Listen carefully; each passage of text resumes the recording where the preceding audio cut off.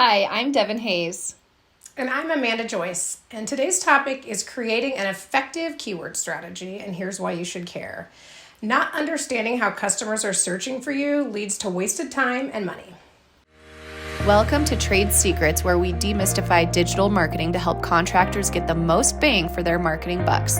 This is for you if you're a contractor looking for actionable marketing insights. Learn from home services industry experts to elevate your business through simplified marketing strategies. Let's dive into today's trade secret. All right. Great nice topic. Meaty topic. It comes up all the time. Before we get started, we'd be remiss to not point out that we have referred to keyword research and just keyword strategy a lot already in our episodes so far.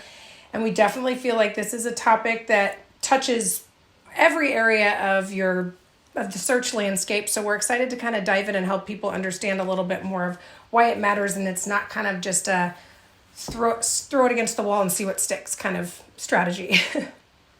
Yeah, or lack thereof, I guess. A lot of times when we have discovery calls with clients and they're coming from an SEO agency, we're like, great, do you have your keyword research? We'd love to dive in and take a look at it. And they actually don't have it. So it's normally crickets. It's normally just blank space on the other end of the phone. Yeah, they're like, what? I know what. They sent me over this list of keywords. We're like, cool. Which of those keywords are you actually targeting though? So any effective SEO strategy should have you targeting specific keywords. So first, let's talk about what we even mean when we say a keyword.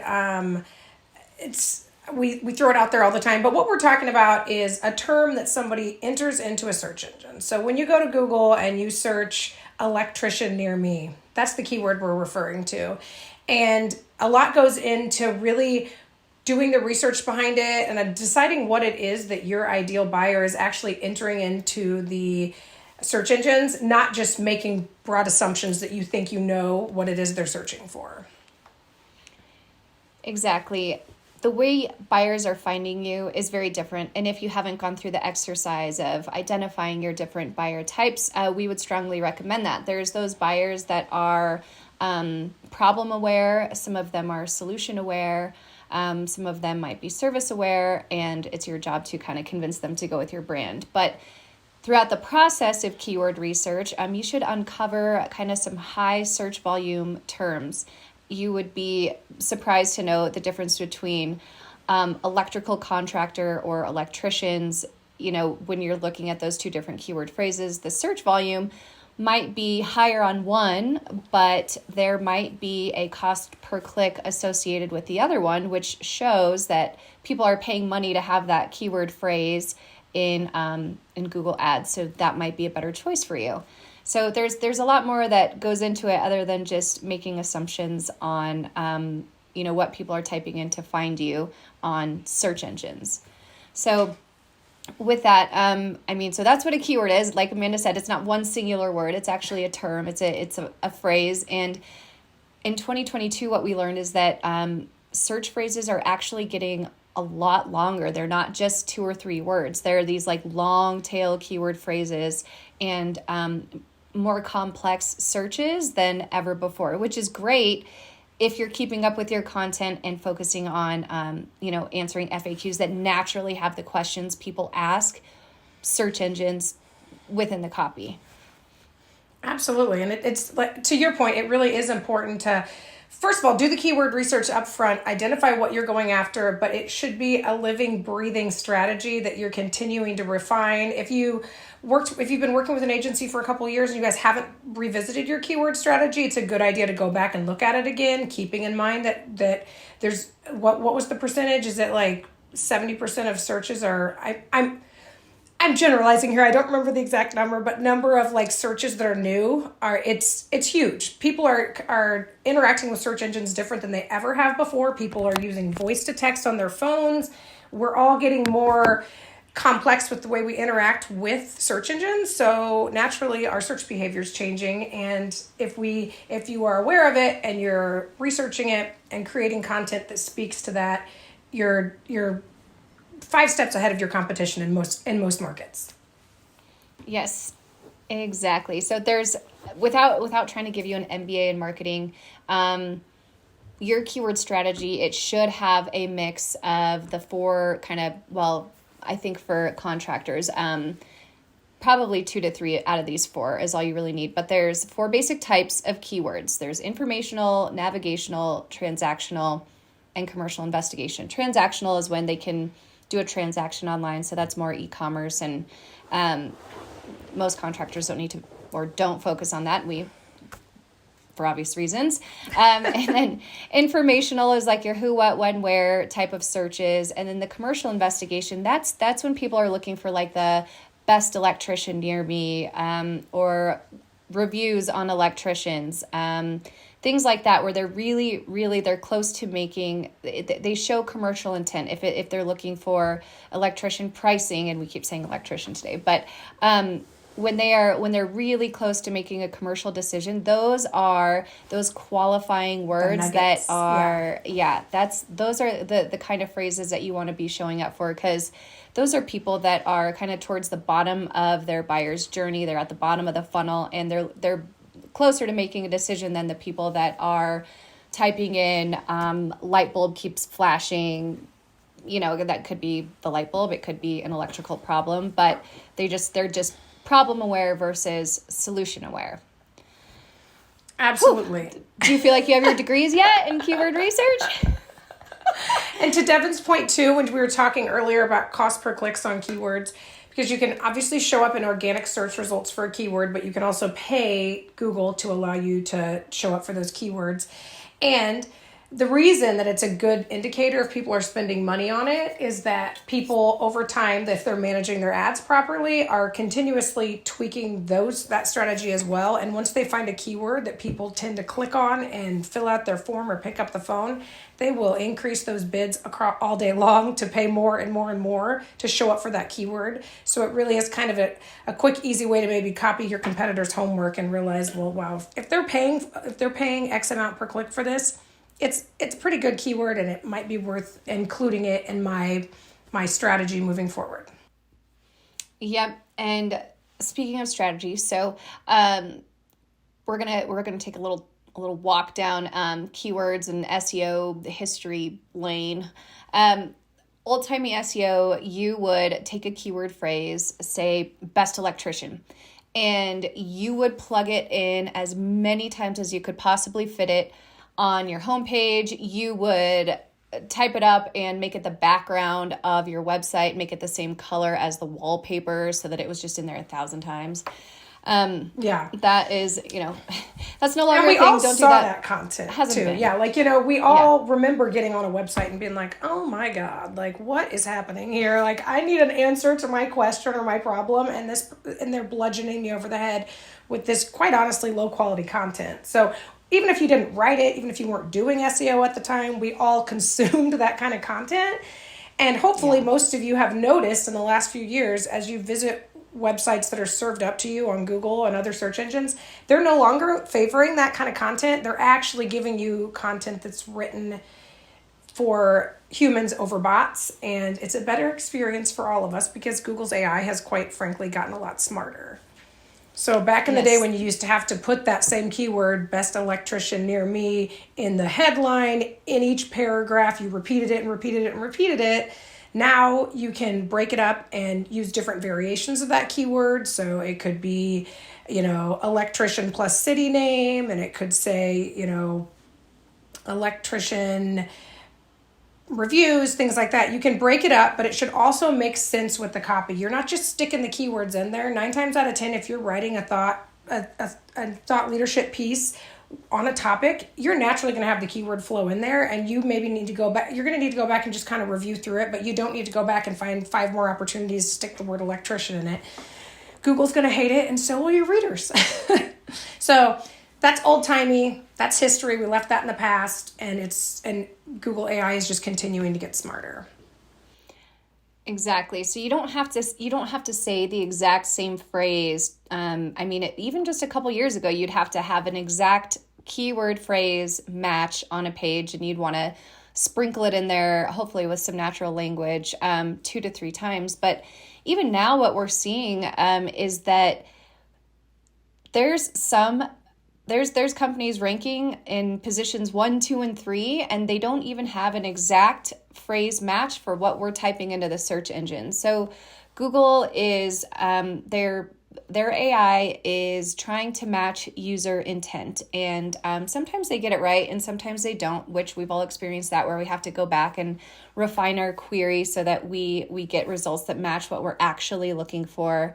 And I've a terrible example of that that I don't know.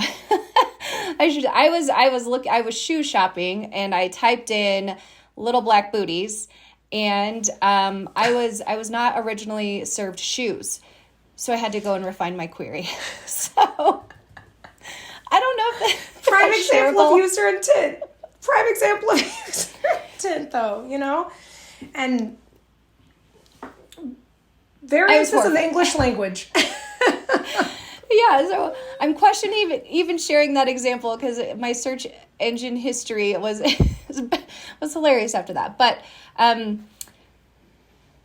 what that terrible example, what I'm getting at is that that Google's AI does understand broad phrase match variations, and it doesn't have to be the exact keyword phrase in order for you to be positioned at the top. So using a lot more natural language throughout your copy and on your homepage is vastly encouraged, and using variations of a targeted keyword phrase is the best way to go, because then your AI will match you with those kind of various user intents if you've used that language throughout the site.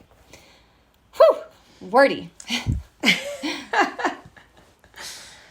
So let's see here. And why does this matter to you? Why are we telling you guys about these keywords and keyword research and keyword variations? Why does this all matter, Amanda? Like, tell them why it matters.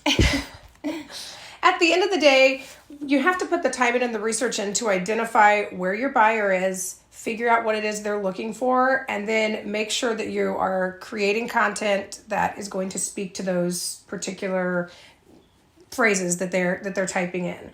And just to make this a little bit more clear, we deal with contractors all over the country, a lot of them in the same vertical, and we will do keyword research for each locale, and the keyword volume and the user intent and the phrases being entered into Google really do even differ regionally. So it's really important to spend the time doing the research and not just putting the cart before the horse and jumping into your marketing and then turning around 3 years later and saying, why aren't we ranking for electrician North Vancouver? Well, did you ever talk about it at the beginning? Has that been a focus, or did you just want to rank for that and not ever actually put the time and the effort into doing it? So I think the more important thing for us to talk about here is also how to do this research. We're not, as Devin said, we're not going to give you guys an MBA in how to do it, but there are some key metrics you can look at to kind of help you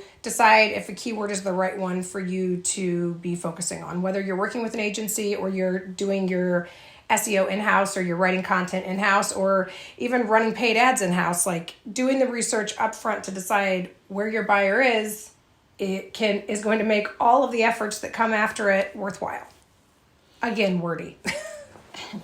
No, I think it's great that this is kind of a more technical subject, but I think that everyone we talk to, they any type of continuing education or expo or summit that they go to within their profession, there always is a marketing segment, and it seems like without fail they always mention keywords. So I think this is just making sure you have an understanding of like what exactly that is, and if it's too techy, move on to the next episode. But if you want to learn more about it, in our episode notes, we do have, I think, like 4 or 5 videos that break down exactly how to do keyword research, and in a really technical way. It's easy to digest, but kind of like the 4 step process and what metrics to look at, because these keyword research tools will spit a lot of stats and numbers at you. which can be overwhelming. And so, click-through door videos are totally free, and you can check out how to do it and kind of get some insight as to how we pick out keywords when, we all have access to the same tools, but it's our experience and what we look for. So it could be really helpful for you. But if you don't want to do all that and you just kind of want to learn the basics, check out any free keyword research tool. We love Ahrefs, ahrefs.com. It's ahrefs.com. You can sign up for a free 7-day trial, I think they give you. And if you needed to do some quick research, get what you need, download it, export it, and then you've got it, upload it to your drive or wherever you share or store your marketing material. But once you have an initial export of, kind of any keyword you can think of that people would type in to find you, you're going to have a lot of data to look at, right? So what are some of just some keyword research 101 basics that our listeners could look at? Or should look at, I should say. Yeah. The first one that's going to jump out to you as you're looking at these metrics is, of course, search volume. That's the number of times that a search is performed within a month. So a lot of times, if you don't have the background on these other metrics that you'll want to weigh in as well, you might, as a business owner, pop in and say, oh my gosh, that's got 1,000 searches a month. That's our keyword. Let's go. Moving on. But so you definitely want to look at volume to just get an idea. You don't want to pick one that's got less than 10 a month. But beyond that, I think one of the most important things that I always cue in on right after that volume is the keyword difficulty score, which if you're in Ahrefs, it'll actually be called, they'll have it just KD, keyword difficulty. If you hover over it, it'll explain that that's what it's for. But that's a scale that helps you understand, as the name implies, the difficulty level of it. So if you get in there and see some awesome keyword and it's got 2,000 searches a month and it has a keyword difficulty of 45, I'm going to go ahead and just keep scrolling down to the next keyword and look for something that's a little bit easier. Inside of Ahrefs, they'll actually even give it a scale. They'll tell you if they consider it easy, and I can't even remember where the breaking point is from easy to moderate. But I think it's around 30. So it's a scale of 0 to 100, 100 being the most difficult, 0 being easy. So I think around 30 you go from easy to moderately, to medium, I think. Yeah, and then they'll get real honest with you when they'll just straight tell you it's hard. And as your SEO strategy grows and maybe you start really ranking for some of the keywords you've identified, you can start going after some of those more and more difficult keywords. But at the end of the day, that keyword difficulty score will really help you understand what you're up against when it comes to ranking for that particular keyword. What else, Devin? And I was going to say, so again, and we're trying to keep this top level. Amanda and I love this stuff, and so it's really easy for us to get in the weeds. But while search volume is a great indicator to start with, and keyword difficulty, something else to keep in mind is the potential for ROI on a specific keyword phrase. So there might be less than 10 searches per month for electrician near me that installs chandeliers. But if you are the one guy that pops up for that, the value of that keyword phrase isn't going to pop up in any of these tools because they only have so many, so much of a database to store so many queries. So if there's less than 10 queries per month, it's not going to show you any search volume for a really long tail phrase like that. So that is something to keep in mind, having a good mix of high search volume, low search volume, and these super specific keyword phrases is part of a healthy keyword strategy, so that you're targeting things that people are looking for you, they are solution aware, but maybe then there's those buyers that are very specific and they want someone who is an expert at installing chandeliers because they had some guy who broke their last one, they got the new one in, and now they don't want to take any chances. So be that guy. And keep that in mind as you're writing content, and as you're building out your Google business profile. Make sure that service falls under products. There's another podcast on that, but having those very niche things highlighted is a great strategy too. So we talked about search volume, keyword difficulty, kind of those high search volume phrases, and then these long, complex kind of searches. But also, we mentioned, is there a cost per click associated with a keyword? If it's high, if it's low. Amanda, you talked about how, if you can potentially over time get organic traffic and not pay for that traffic. Exactly.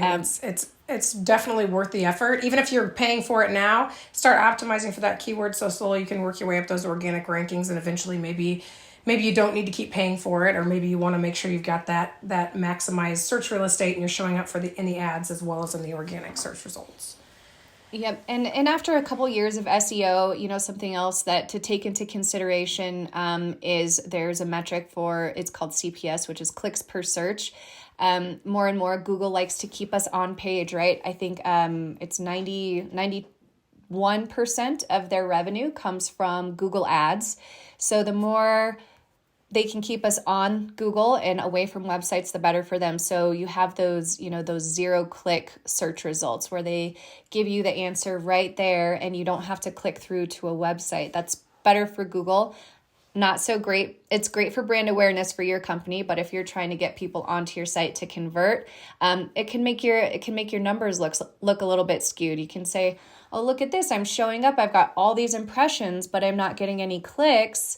That's because they're getting the answer right there on Google. So your keyword strategy, yes, we want to appear in those people also ask queries. Those are considered 0-click searches. We want to appear there, but we also need a healthy mix of keywords where people actually need to click through to your website.